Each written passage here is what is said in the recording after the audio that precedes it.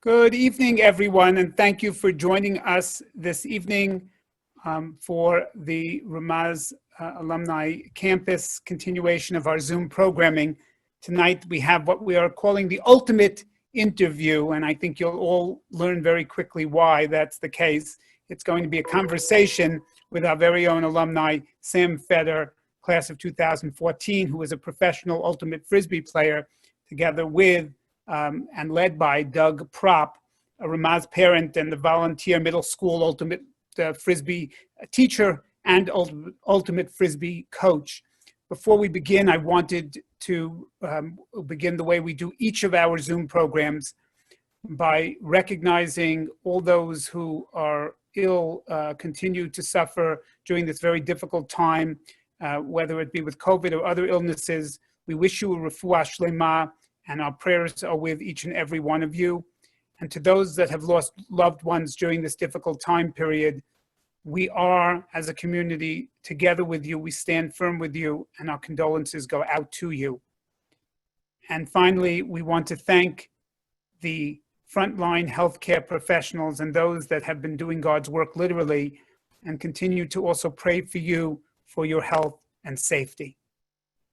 So once again, thank you all for being with us tonight for this ultimate interview. The conversation, as I said, is being led by Douglas Propp. Doug has coached the team here at Ramaz and has also coached the team that actually went with some of the Ramaz students for the gold medal at the JCC Maccabi Games. His own ultimate Frisbee career included competing in the Open Division National Championship on both in the Atlanta Chain Lightning and the New York Graffiti teams. He can probably tell you more about that. I certainly admire it, but don't know very much about it.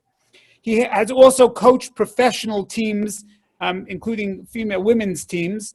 When he's not coaching or playing ultimate Frisbee, which I know he does often since he's in the buildings doing it on a very regular basis, he works in real estate and was a co-founder and CEO of Atlantic Television, an international television production service company.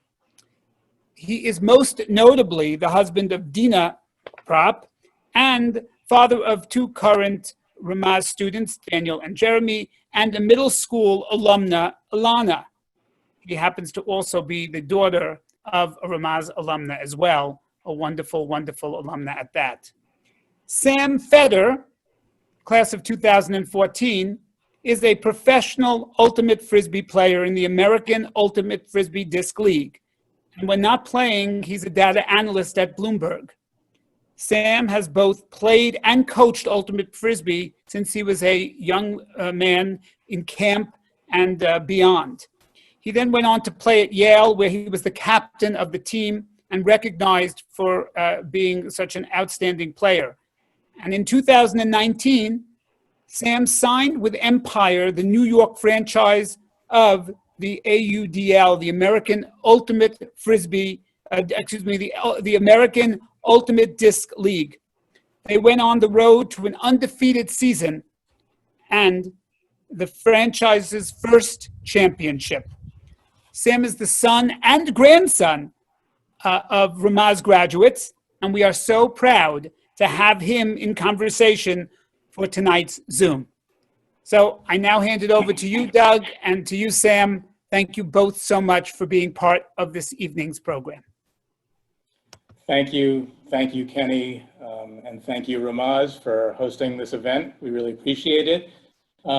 Before we get started, we just want to show a quick clip from the professional men's and women's Ultimate League to give you an idea of the rules of the game for those that don't know them, and to show a little bit of the athleticism involved in this sport. So with that being said, please roll the video. American Ultimate Disc League was created 7 years ago to showcase the sizzling excitement of professional ultimate Frisbee. The game is played on a football field, 7-on-7, and you can't run when you have the disc. Once you gain possession, you have 7 seconds to pass it, and the offense scores by catching the disc in the opponent's end zone. This formula has produced some of the most exhilarating athletic highlights you will ever see, along with indescribable throws that you'll barely believe. This is the AUDL.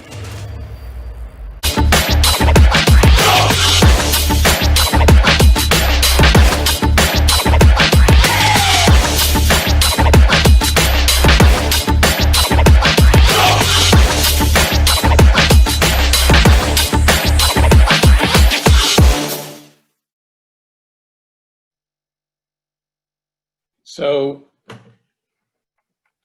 can everybody hear me?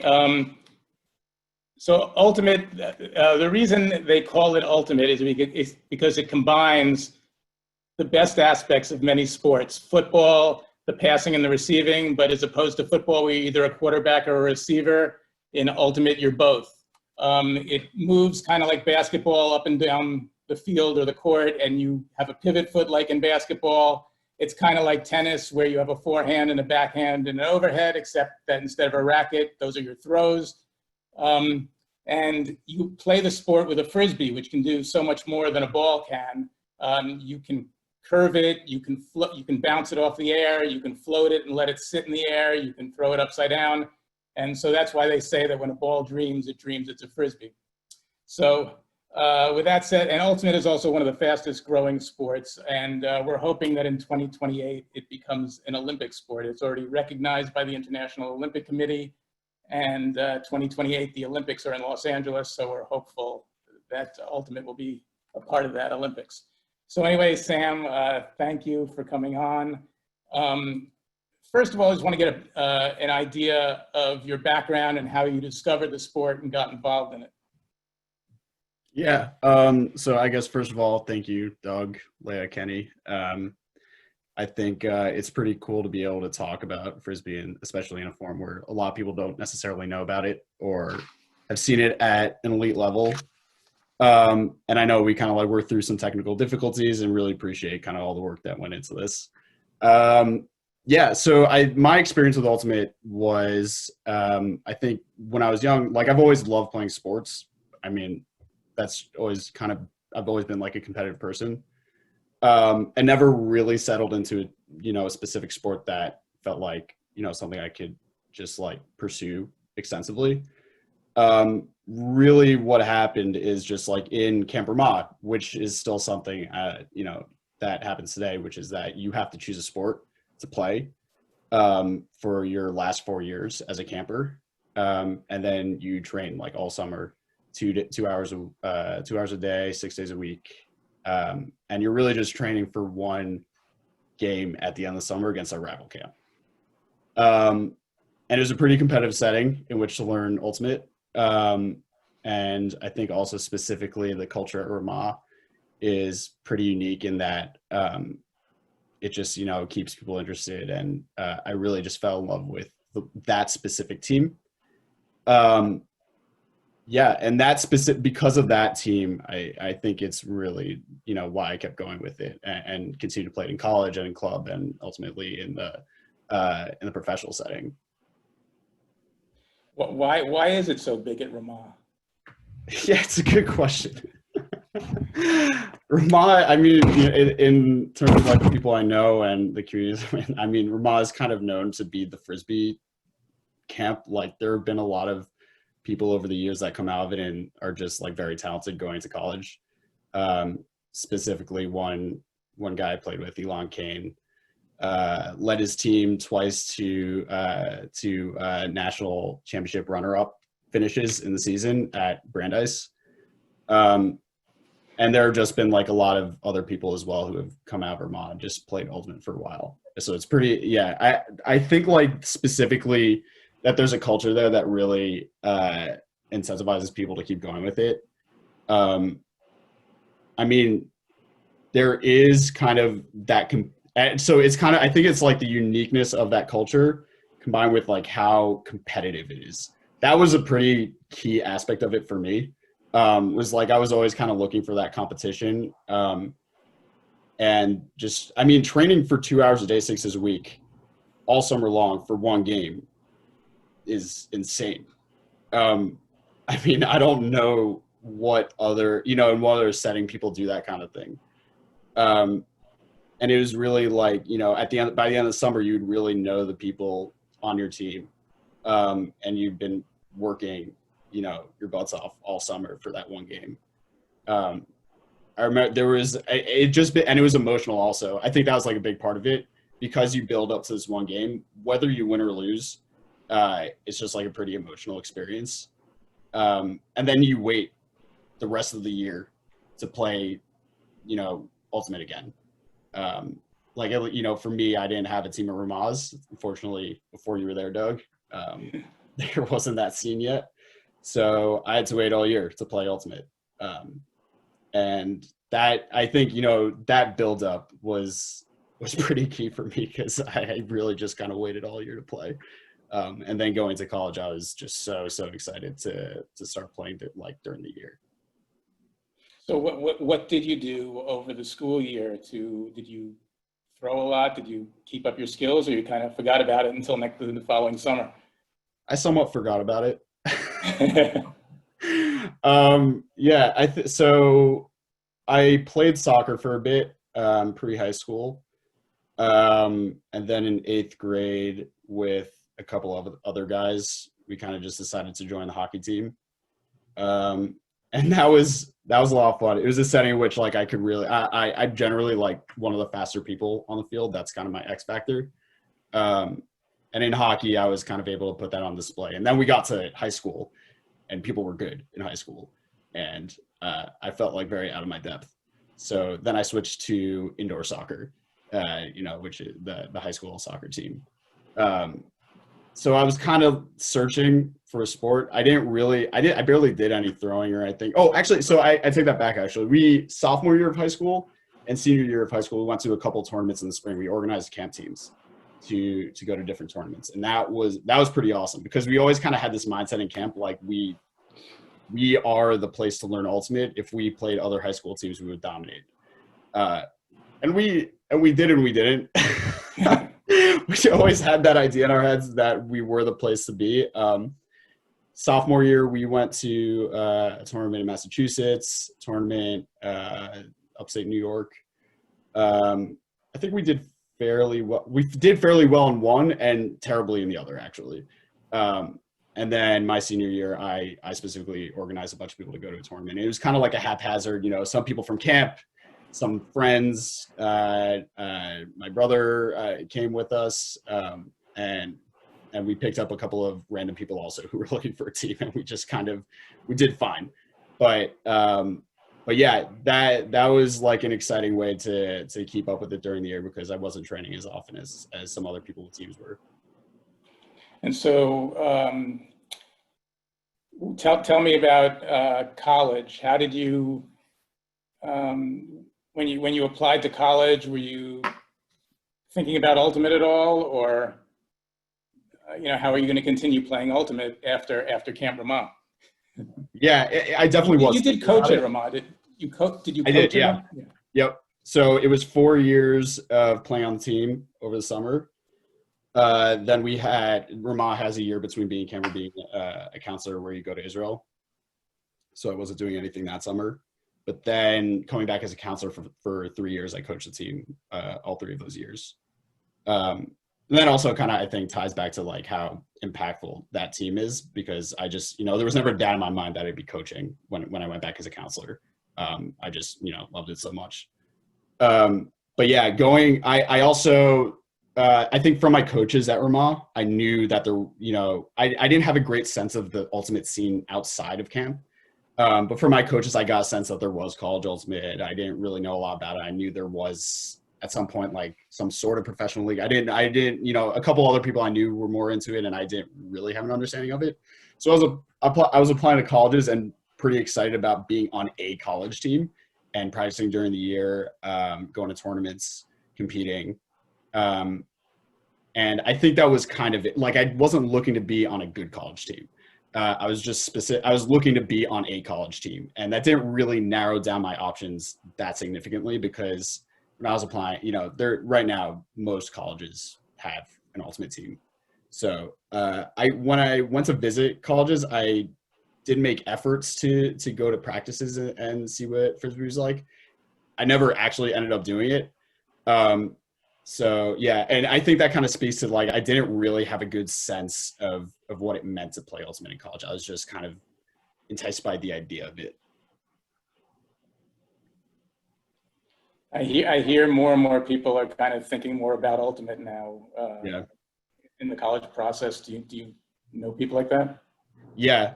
There are a lot of people who play a lot of competitive Ultimate in high school and before that. There is that scene. It's not like that scene doesn't exist. I just wasn't really a part of it. And a lot of those highly competitive high school players, you know, there will be national championships at the youth level still. And there are top players at those national championships. And those top players are looking to go to good colleges with good Frisbee teams, generally speaking. But so there are specific schools that are nationally some of the best, like Carleton is always one of the top, UNC, Oregon, some of the top colleges in Frisbee. And they go out of their way to recruit people who they see doing well in high school. Like they'll reach out, and if anybody on the team knows anyone that they play with in high school, they'll make sure to recruit them. And it's definitely kind of like this underworld of like, you know, decision making for colleges where people want to go to good Frisbee schools. And I know, you know, because I didn't have that experience going into college, but I learned kind of as I went through college, even in terms of my family, I think my siblings have considered it more than I did. My siblings all play Frisbee. My brother currently goes to Tufts. My sister's going to Northwestern, and it was definitely more of a consideration for them than it was for me. What about your youngest sister, who I coached for a bit while she was in middle school? Yeah, that's true. I mean, we met kind of because of Nava. Yeah. Nava. Well, she was going to be playing camp this year. This was her last summer in camp, but obviously it's not happening. Unfortunately. Yeah. Also, the Ivy Leagues, I mean, they have pretty good college teams. Like Brown won the national championship last year. Dartmouth women's team won the year before last and played in the finals last year. Harvard was in the finals a few years ago. It's somewhat of a dice roll with the Ivy Leagues. Yeah. Harvard was very good. They've kind of been on the downhill in recent years. But especially they had John Stubbs, and before John Stubbs, they had his brother George Stubbs, and they were just kind of Goliaths on the college scene. So they somewhat, I don't want to say carried their teams. Obviously, it's like more than that, but they were a pretty big factor in Harvard's success specifically. Cornell is generally pretty good within the region. The region tends to be one of the worst in the country, or it has been the worst for a while, and that's the region that Yale, my college, is in. And we weren't great on a regional level for a while. The last time we went to nationals was in the late 90s. It's been a while. Penn I think is solid. And then obviously, Dartmouth women's team has been a dominant team. They're like perennial national championship contenders. So let's move along and tell us a little about your college career playing Ultimate and how that went. Yeah. Right. So I think I came into college very excited to play Frisbee during the year. I think coming into it, even given my camp background, on our team, that was kind of like more experience than most people had. So I very kind of quickly became like one of the better players on the team. That being said, the college scene was a different level of competition than I was used to, for sure. My throws were not good enough. I didn't have the spatial awareness that was good enough to really kind of like take over. My thing has always been just, being fast, and that was enough in camp. And then when I got to college, I had to adjust a bit. and kind of learn the game a little bit more, understand, you know, how other teams might be playing different kind of defenses. So the way college, and also club, but the way college works is that you have different tournaments in the fall. It's kind of the preseason. And then the spring you have basically the regular season. So you go to tournaments, and that essentially affects seeding for the postseason. All of it is in tournaments. It's not, you know, singular games. But then the postseason, essentially, there are 3 tournaments in the postseason: sectionals, regionals, nationals. Top teams from sectionals go to regionals. Top teams from regionals go to nationals. So generally, how Yale has done, how my team has done, is that we generally make regionals, and then I mean, I don't have a clear sense of like the last however long how we've done, but I think, you know, my freshman year is kind of assumed that we'd be at regionals, and we were, and we did fine. I think we got eliminated in pre-quarters, and then my sophomore year we didn't make regionals, and that was kind of crazy. That was like a bit of a shock to us sophomore year, I think. And part of it was kind of factors that were out of our control, because the weather was pretty bad that year, and we didn't get enough games to be seeded. So our section essentially lost a spot, you know, lost a team to go to regionals. So we had to beat everyone in our section in order to make regionals. Oh, sorry. Actually, it was the top 2. My sophomore year was the top 2 teams. My junior year was the top team. So we didn't make regionals my junior or sophomore year. But we had games that were like super, super competitive. Sophomore year, we lost on sudden death to SUNY Albany, and it was kind of a heartbreaker of a game. And after that game, I think as a team, we regrouped and we're like, we need to do better. We have to change something about, you know, how we're running practices, or how we're motivating ourselves, how much time we're putting into this team, because, you know, this team should be making regionals, and it was pretty upsetting. But so basically going to my junior year, that was my first year as a captain, and we kind of changed a lot about the team, you know, how we're running practices, how we're, you know, basically expecting a certain level of competitive accomplishment. Then we didn't make regionals again. It was kind of like, all right, well, what's going on here? And part of that junior year was that it was the 1 spot, and in our section was the top team in the region, and we had to beat them. That's UConn. We had to beat UConn in order to make regionals, and that was kind of a really steep uphill battle. So we weren't going to do that. My senior year, we had the best season in 20 years. We made this, which was the semifinals of regionals, 2 games away from making nationals. And it was the best year we've had since the late 90s. It was like the best season we've had in 20 years. Which actually, fun fact, the captain of the team back when we last made nationals is James Click, who is currently the GM of the Houston Astros. It's kind of interesting. We found that out recently. And that's not like an AUDL Frisbee, or, you know, a PUL Frisbee team. That's like the MLB Houston Astros. The GM post cheating scandal was the captain of our college team last time we made nationals. So we had the best season in 20 years. We accomplished it we were down 8-4 at half versus RIT in the quarterfinals. And we were like, this is it, our season's over. And at halftime we regrouped. We just kind of like, we got in the right mindset. Said, you know, this might be the end of our season. This might be it. So like, let's give it everything. And we ended up going back and outscoring them. What was it? We were down 8-4, and we outscored them 11-4 in the second half, and we won the game 15-12. And that kind of sealed our best season in 20 years. So that was an amazing experience. That'd be a great feeling. So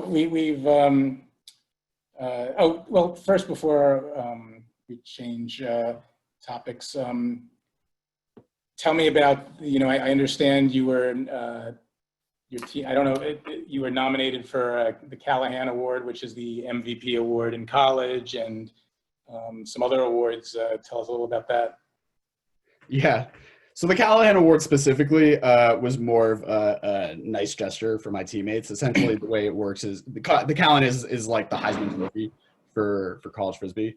And it was a nice gesture for my teammates to essentially, nominate me and kind of be like, this is, you deserve this. I didn't have any shot of winning or being a finalist for Callahan. Well, I did win the All-Region Player of the Year, which was pretty awesome. And that's kind of done by voting of people of different players and coaches in the region. You can vote for people who you think are the best in the region, and I won Player of the Year. That was pretty awesome. Yeah, it's got to be pretty rewarding when you're recognized by other players and coaches from other teams. Yeah, definitely. So we've talked a lot now, and I think before we talk about your professional career, we'd like to see you play a little. So we have a video that shows some of your playing at Yale and some of your professional playing. So we'll watch a little video, and then we'll come back and talk about your professional career.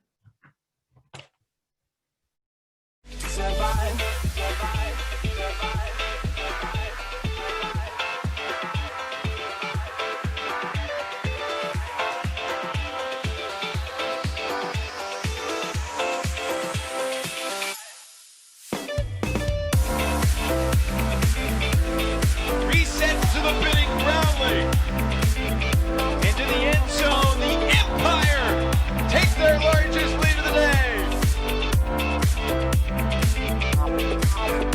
Who's gonna have our souls tonight? We are losing this fight. Oh, have our souls tonight. There's no one on our side who's gonna have our souls tonight. No one here to have our souls tonight. It's on you to survive. Before we move to the professional career, I just wanted to talk about something that's very prominent and ultimate, and it's called the spirit of the game. And it's something that kind of is a hallmark of ultimate. It probably takes sportsmanship to a higher level. And if you want to talk a little about that. Yeah, I guess it's sort of like the ethos of ultimate that can kind of mean different things for different people. For some people say, it's kind of like, we kind of value competition. Everyone's trying to win. At the same time, we also value sportsmanship. And I think kind of the main thing a lot of people will point to in terms of how that's actualized in the sport is that players make their own calls.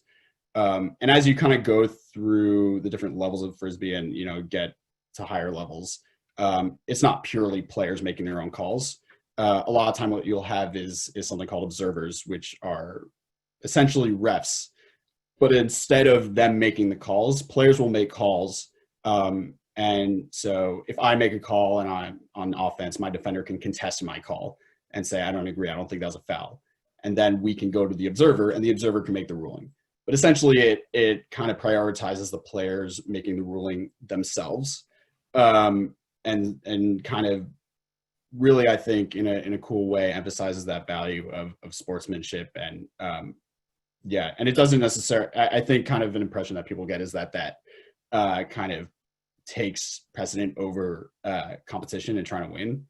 And it's not that. I think they go hand in hand really well. And it's like a very interesting, unique part of the sport for sure. In terms of that, I mean, one thing that Spirit of the Game does, it's something that's written in the rules. There are no refs at the national championships, U.S. national championships. There's no refs at the world championships. There are observers, but the idea is that you're not trying to game the system to get a ref to make a call that will go your way, because there are no refs. And so it takes that honor that people can compete at a very high level, but still be cooperative and try to win the game and compete in the game in the right way. And so it's a very big thing that permeates the sport. So to go on to your professional career, How did that all come about? Did you know from the second you entered college that you wanted to be a professional ultimate player? No, I did not. That was your dream from age 5. It definitely wasn't. I didn't. Yeah, I mean, before college, I barely even knew what the ultimate scene was like. But yeah, I had, through college, I think one of the cool things about college is you do get a sense of what the world of ultimate is like. And you really don't have an idea for it beforehand, unless you are on those competitive high school teams. But yeah, as I kind of became more familiar with the sport and, specific players and specific teams in the sport through college, it definitely was something that I was pretty interested in. And generally speaking, I think I'm very motivated right now and have been for a few years to just play at the highest level possible, and just be as good of a player I can be. So yeah, I think what keyed me into specifically Empire, which is the New York team in the men's professional league, is that my coach Elliot Lee essentially joined the team my junior year of of college. And he kind of knew a bunch of people on the team already. He'd played at UMass in college, which is another one of those perennial nationally ranked teams.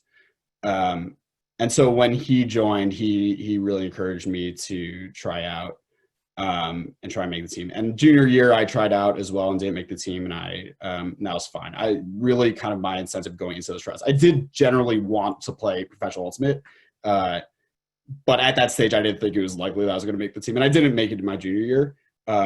Really, I was trying to play really high level ultimate, and going to those tryouts is insanely cool because you're playing with players who you've watched in college and in a professional setting. People like I was playing with like Jeff Babbitt, Ben Yacht.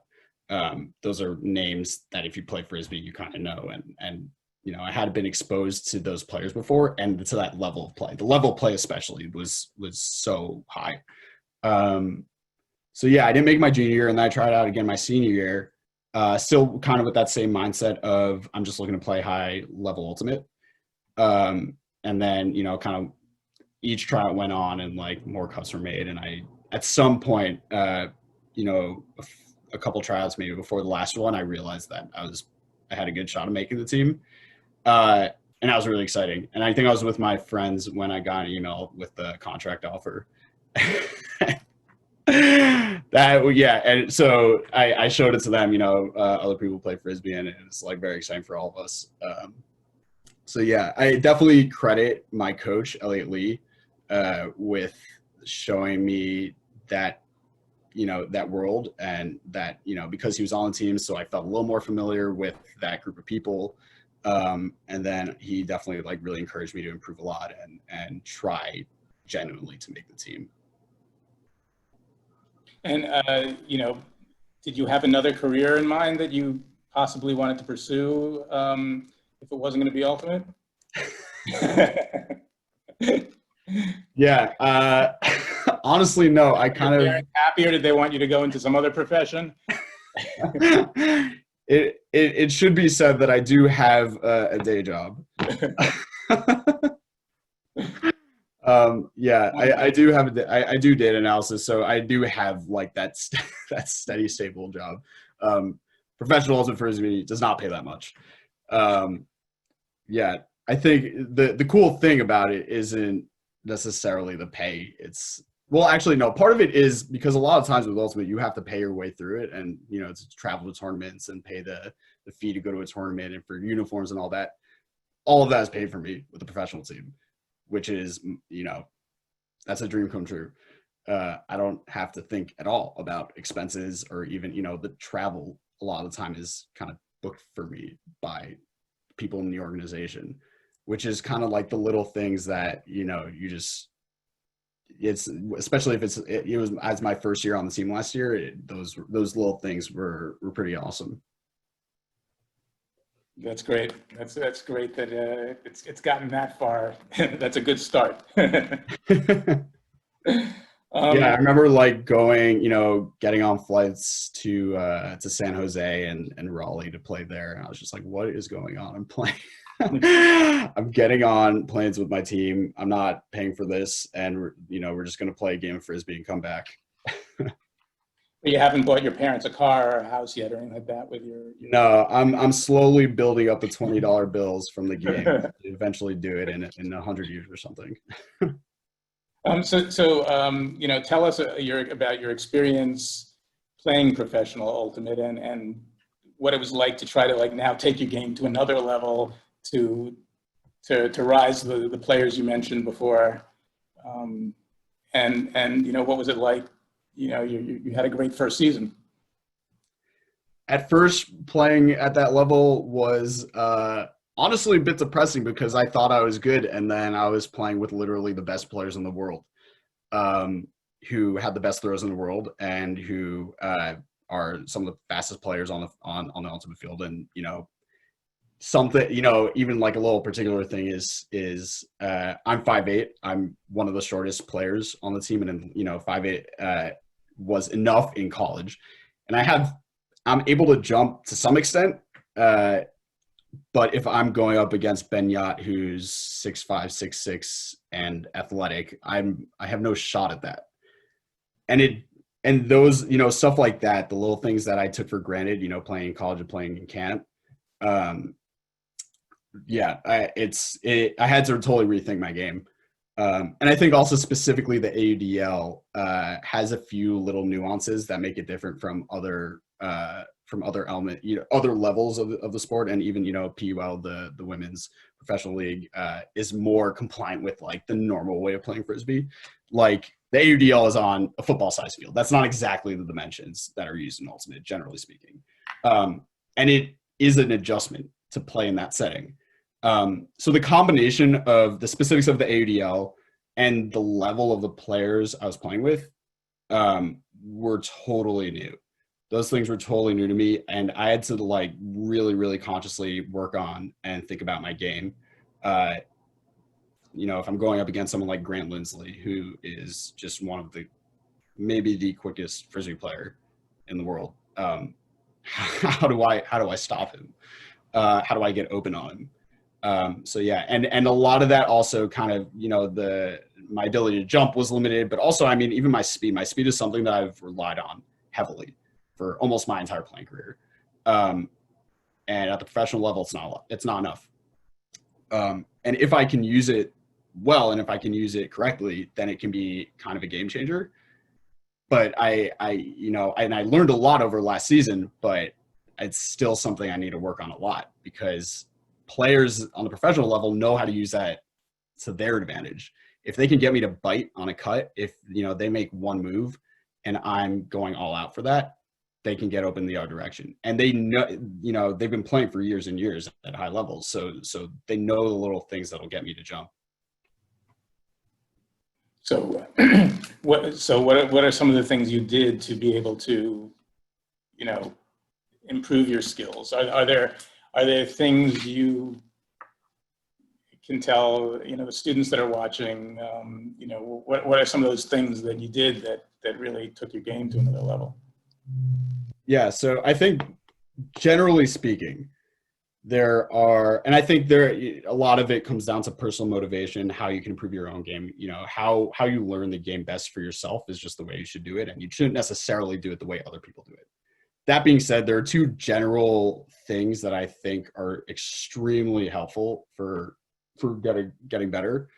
One is just throwing constantly, as often as possible, and in isolation from practices. So one of the best things I did in college, and I should have, I wish I'd done it for all of college, but, for some period of time, what I did was I scheduled specific sessions over the course of the week, every day, to throw with someone on my team for 30 minutes to 30 minutes to an hour.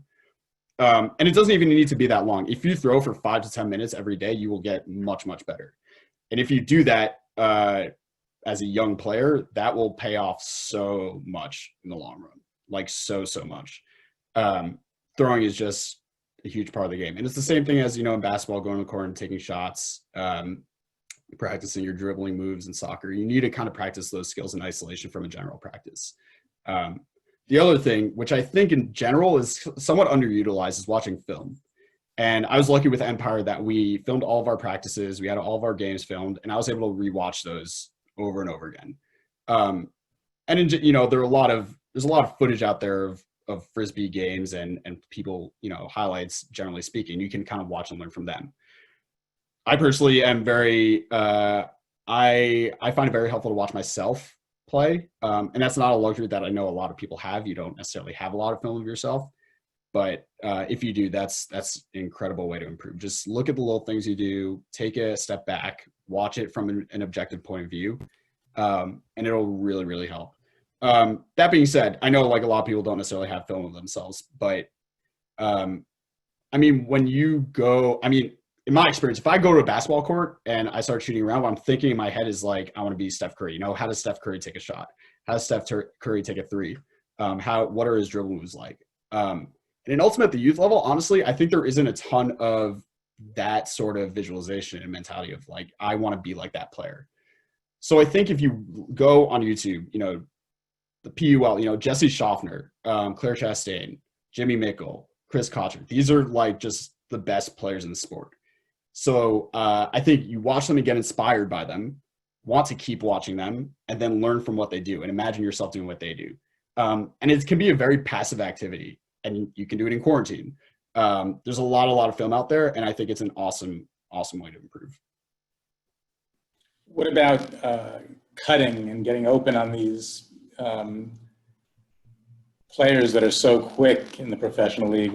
Is there something special you do? How do you go about cutting and faking and getting open? Specifically for me, something that I found very helpful is thinking about balance. What I sometimes will tend to do is kind of try and beat them on speed, take long strides to get open. And what I realize is, and this is something I specifically, kind of learned from watching Grant Lindsley, who's one of my teammates, and I mentioned him earlier, he's one of the best players in the world. He'll do the smallest fakes. He'll do the smallest fakes with his head, with his shoulders, with his hips, with his feet. And he'll change it up so it's not predictable. But if you do that one tiny move, you don't even necessarily have to wait for your defender to be off balance or, in a position that's, detrimental to their defense. If you just take one hard, small step or just one head fake in a direction, even if they don't fall on their face, even if you don't totally fake them out, if you put them a little on their heels and go the other way, that can be all you need. And you guys don't necessarily have to think about like being faster or having more time to get open. A lot of time it's just the most minute little movements that'll go such a long way. Okay, we've got a few questions that have come in, so I'm going to start by somebody was asking, how has COVID-19 affected your season this year, and what are you doing, while your season is interrupted?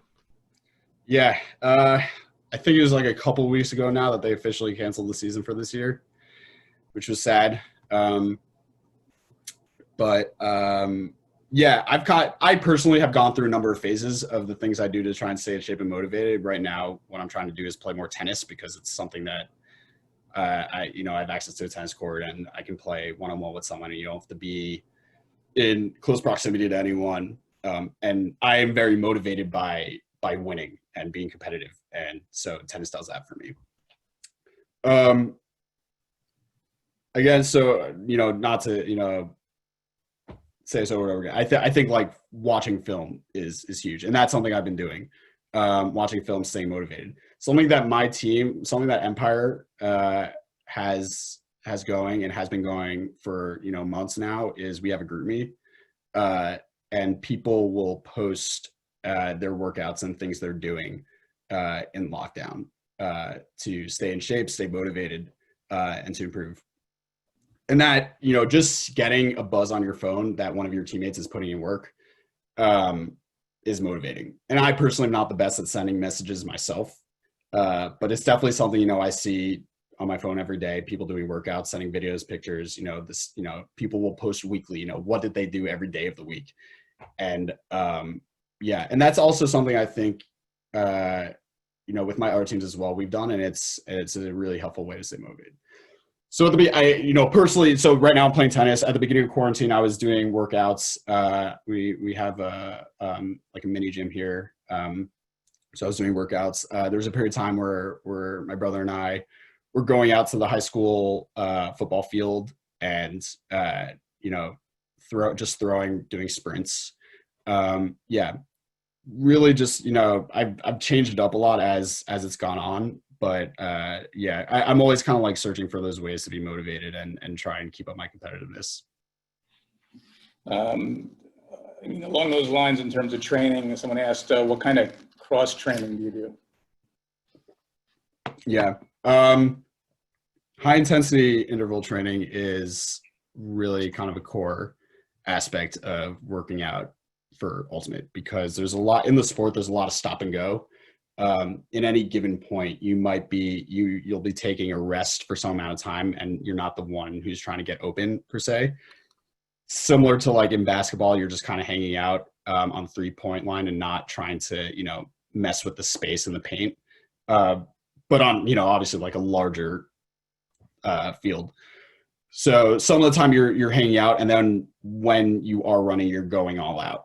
So something like rowing machines, something that I personally enjoy doing is an assault bike, which is essentially a stationary bike, but you know, it has like a fan and it's good cardio. So the workout I was doing for a while was 10 seconds at 100%, 50 seconds rest, 20 seconds at 100%, 40 seconds rest, going up, then down, you know, just different lengths of intervals of going really at 100% and then, you know, resting. So that kind of thing is very good for Ultimate. We have another question. What values did you learn at Ramaz that have helped you?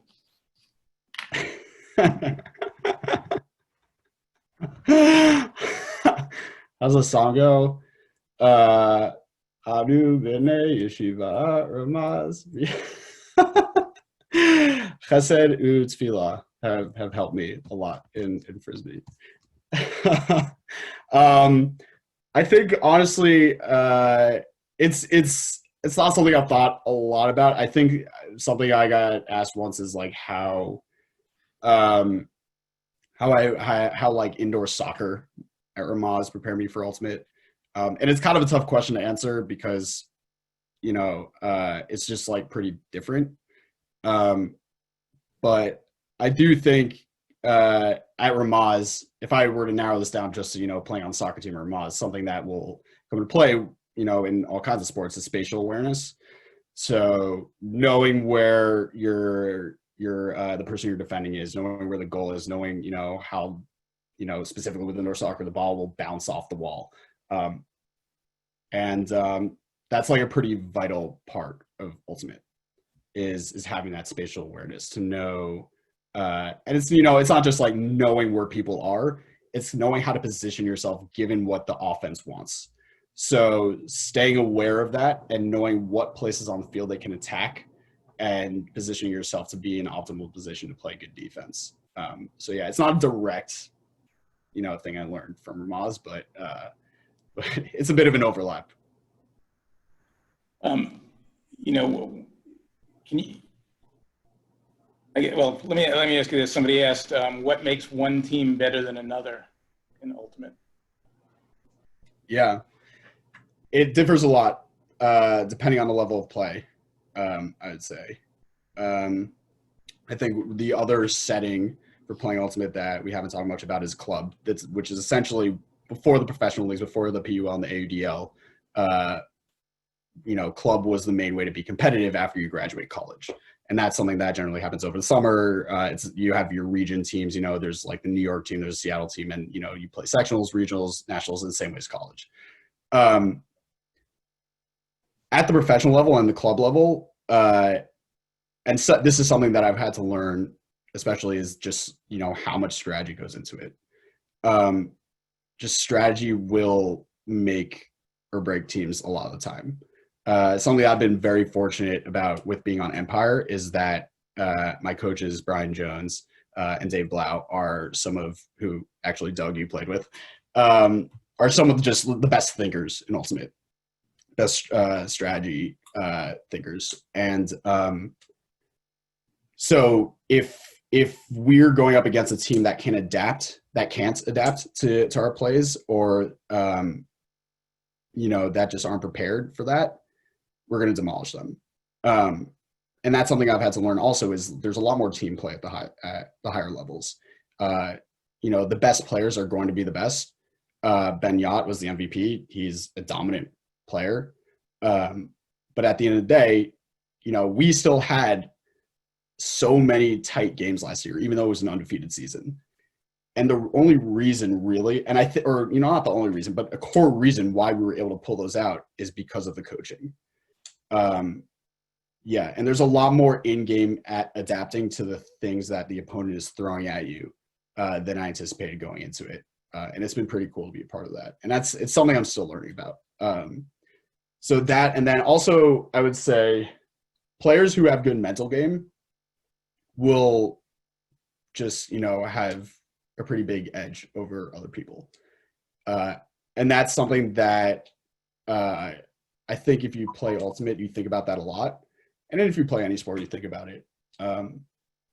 But it's maybe something that people don't think about if you're watching a game. It's like, it's something, it could appear as though it comes down to talent, and mental game is just a huge component of it. How well can you work through pressure? How well can you stay consistent?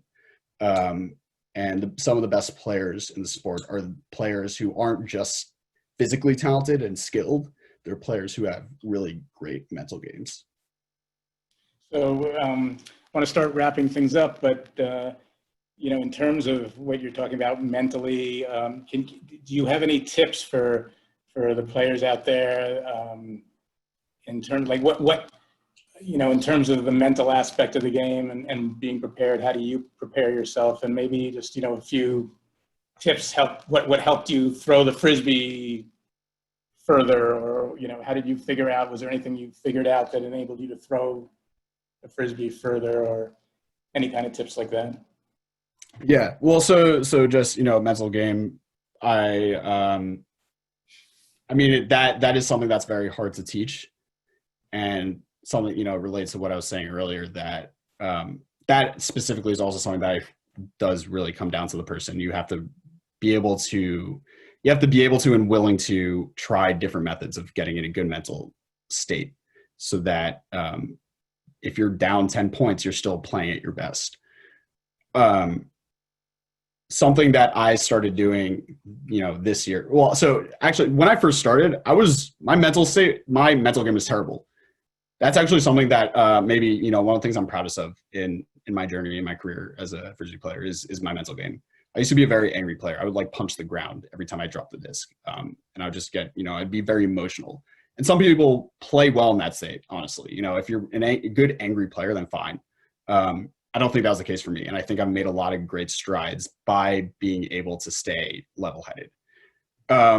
One thing I started doing specifically this year is getting to practice half an hour early and just stretching, listening to music on the sideline, throwing with people. That's something, a very specific thing for me that it's an adjustment I made. And then going to practice, I would feel very comfortable with the setting. My body would feel ready. And I do genuinely think that helped. I think it had a tangible effect on my playing. With skills, something like throwing, I think it's helpful. I mean, again, it's helpful just to get reps in. You just doing it over and over and over again is necessary in order to get good throws. And you can learn about how people throw, and you can watch videos of people throwing in slow motion. They're actually, you can watch that on YouTube. There's like a series on the best players, how they throw. and that can be helpful. But at the end of the day, you're not going to be able to get there without doing it yourself over and over and over again. And you just have to do that in order to get good at throwing. I would say something that's helpful for me is it's helpful for me to do that, but also be able to, change it up when I'm throwing. I'll throw different kinds of throws, or even from one session of throwing to the next. I'll make one session way more focused throwing and being very intentional about how I'm moving my arm, or thinking about where specifically, on, relative to the person I'm throwing to, I want to throw the disc, left shoulder, right shoulder, low, high. And then the next session, maybe, I'll take it a bit easier and just kind of make it more casual. That's something that's been helpful for me, because I think if I take a step back and not try and make myself thinking about it too hard, it lets that kind of natural tendency to throw well sink in a bit better. Yeah. Well, thank you very much. It's been great talking to you. And I don't know if it got mentioned, but you had, I think it was mentioned in the email, I don't know if we stated it tonight, but your New York Empire went undefeated throughout the season, and you guys won the national championship. So congratulations. And since I guess the season was canceled, you are going to be reigning champions for another year. So congratulations. That's something we've talked about too. We're undefeated for 2 years in a row.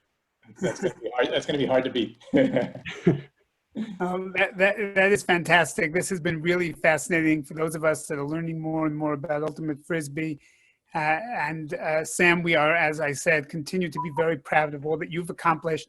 Doug, thank you for everything you do to bring the sport forward in the Ramaz environment, and having a role model like Sam now for people to look up to will certainly be an incentive for many, many people to want to participate, and hopefully soon enough have our high school team going very strong. So thank you both for being with us tonight, and for all that you do for both the sport itself and for Ramaz.